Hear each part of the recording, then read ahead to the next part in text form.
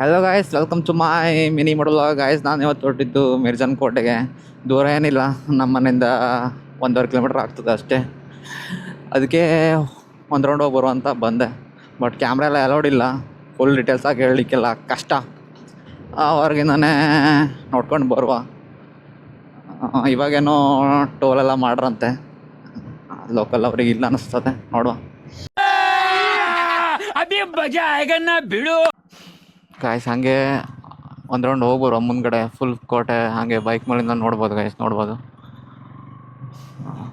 ಒಳಗಡೆ view ಸಗದಾಗಿದೆ, but ಮೊಬೈಲಲ್ಲಿ shoot ಮಾಡ್ಬೋದು, ಕ್ಯಾಮ್ರಾ ಎಲ್ಲ ಅಲೌಡ್ ಇಲ್ಲ ಗಾಯ್ಸ್. ನೋಡ್ಬೋದು ಫುಲ್ ಎಲ್ಲ ಹಾಳಾಗಿದೆ, ಎಲ್ಲ ಹೊಸದಾಗಿಂದ ಕಟ್ಟಿದೆ, ನೋಡ್ಬೋದು.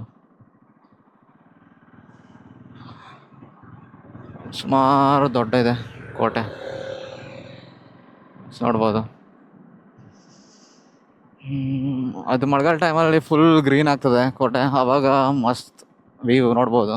ಇವಾಗ ಏನಷ್ಟು ಕಾಣಿಸಲ್ಲ, ಇವಾಗ ಮಳೆ ಬಂದದ್ದೇ ಫುಲ್ ಗ್ರೀನ್ ಗ್ರೀನ್ ಆಗಿರ್ತದೆ ಗಾಯ್ಸ್, ನೋಡ್ಬೋದು. ಈ ಕಡೆಯಿಂದನೂ ಹೋಗ್ಬೋದು ಕೋಟೆಗೆ, ಬಟ್ ಇಲ್ಲಿಂದ ಅಲೌಡ್ ಇಲ್ಲ.